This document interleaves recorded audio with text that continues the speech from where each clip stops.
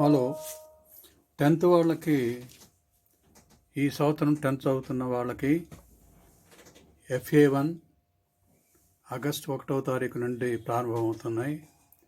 మొట్టమొదటిగా ఈ సంవత్సరం 10th వాళ్ళు రాసేటువంటి ఎగ్జామ్ FA1 ఇది. ఇందులో మ్యాథ్స్ అనగానే చాలామందికి భయం వేస్తూ ఉంటుంది. భయం లేకుండా ఉండాలంటే ప్రాపర్ ప్లానింగ్, ప్రిపరేషన్, రివిజన్ ఉంటే భయపడాల్సిన అవసరం లేదు. అన్నిటికన్నా మ్యాథ్స్ ఎగ్జామ్ చాలా ఈజీగా ఉంటుంది. ముందుగా మనకు ఈ FA1 మ్యాథమెటిక్స్లో మనకున్న సిలబస్ 3 చాప్టర్స్ ఉన్నాయి. ఒకటి real numbers, polynomials and A pair of linear equations. ఇప్పుడు 1 by 1 ఒక్కొక్క చాప్టర్ గురించి చూద్దాం. Now first let us see real numbers. Real నంబర్స్లో మనం గుర్తుపెట్టుకోవాల్సినవి, first one what is fundamental theorem of arithmetic. ఇది చాలా ఇంపార్టెంట్, అందరూ గుర్తుపెట్టుకోండి. అంటే any composite number can be written product of prime factors in any క్యూవే. సింపుల్గా రాసేయచ్చు చాలు. And how to find LCM and HCF by writing product of primes. ఇదొకటి ప్రిపేర్ అవ్వండి. Next what are irrational numbers. Irrational numbers అంటే ఏంటి? తర్వాత coprimes. Coprimes mean the HCF of any 2 numbers is 1. They are called coprimes. So ఈ 4 పాయింట్స్ని దృష్టిలో పెట్టుకొని next real నంబర్స్లో మనం చేయాల్సిన సమ్స్ ఏంటి, రివిజన్, అవి చూద్దాం. సో రియల్ నంబర్స్లో మనం చేయాల్సినవి సమ్స్ ఇవి చేసుకుంటే మొత్తం ఆల్మోస్ట్ అన్ని రివిజన్ అయినట్టుంటుంది. ఒకటి what is fundamental theorem of arithmetic. Next how to find HCF when 2 numbers are given and 2 numbers and HCF are given. How to find LCM.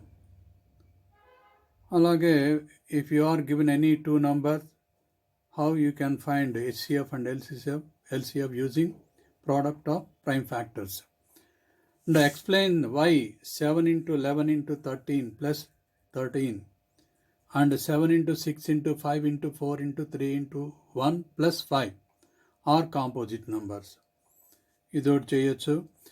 Check whether 6 power n can end with 0 for any natural number n and prove that root 2 is a irrational number, prove that root 5 is a irrational number and prove that 6 plus root 2 is irrational number. ఈ sums అన్నీ బాగా చేసుకోండి చక్కగా.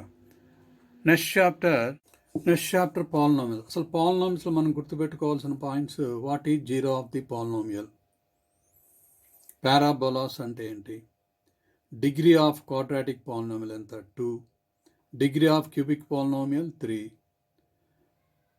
Next number of zeros of quadratic polynomial degree 2 కాబట్టి 2 ఉంటాయి. Cubic దానికి 3 zeros వస్తాయి.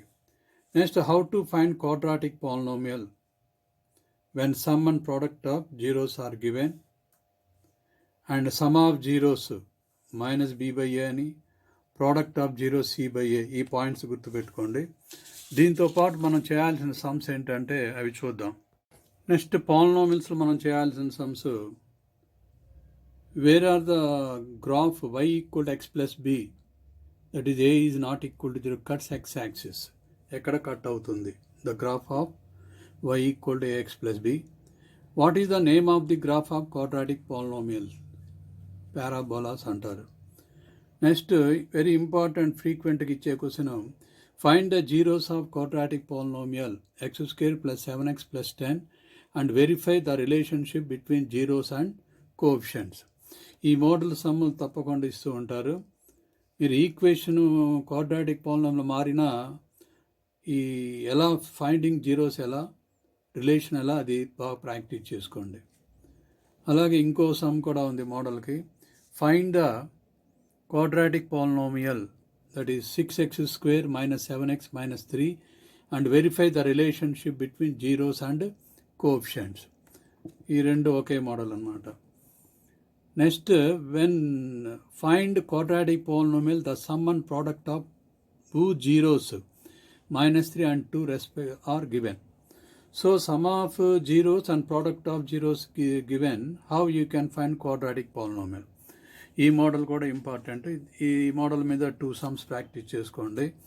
Find the quadratic polynomial, the sum and product of zeros 1/4 and -1. So method నేర్చుకోండి, ఎలా క్వాడ్రాటిక్ పాలినామియల్ కనుక్కోవాలి.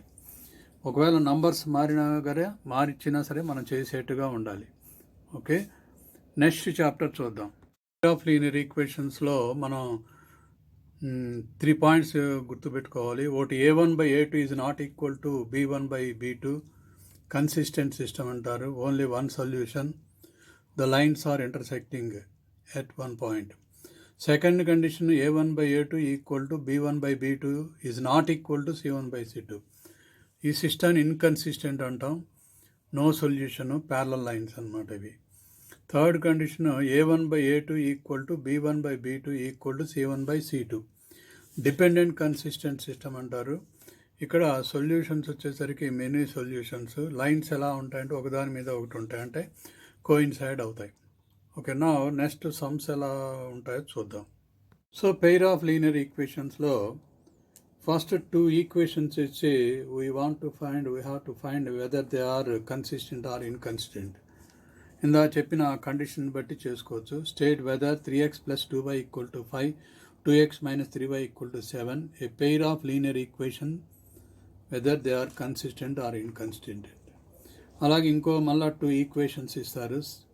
ఇచ్చిన equation 6x - 3y + 10 = 0, 2x - y + 9 = 0, whether they are intersect at a point or parallel or coincident, అది కనుక్కోవాలి. దానికి కూడా ఆ 3 కండిషన్సే. Next solving the linear pair of, దీనికి 2 మెథడ్స్ ఉన్నాయి. ఒకటి సబ్స్టిట్యూషన్ మెథడ్, ఇంకోటి ఎలిమినేషన్ మెథడ్ ఉంది. ఈ 2 కూడా ప్రాక్టీస్ చేసుకోవాలి. సబ్స్టిట్యూషన్ మెథడ్ ఉన్నది, 2 సమ్స్ సబ్స్టిట్యూషన్ ఇచ్చాను. మీరు ఎలిమినేషన్ మెథడ్ కూడా ప్రాక్టీస్ చేసుకోండి. దాంతోపాటు లాస్ట్లో ఒక ఎలిమినేషన్ సమ్ ఒకటి ఇచ్చాను, అది చేయండి. 2 సబ్స్టిట్యూషన్ మెథడ్ సమ్స్, ఈ 2 3 4. తర్వాత ఇంకొక step some, the larger of 2 supplementary angles exceed the smaller by 18 degrees, find them అన్నాడు. ఇది ఫస్ట్ ఈ సమ్ను బట్టి మనం లీనియర్ ఈక్వేషన్ ఫ్రేమ్ చేసి వాటిని సాల్వ్ చేసి కనుక్కోవచ్చు, అండ్ ఎలిమినేషన్ మెథడ్. సో ఈ సమ్స్ వరకు మీరు గట్టిగా బాగా ప్రిపేర్ అవ్వండి, తప్పకుండా మీకు 20/20 వస్తాయి. Do hard work, all the best.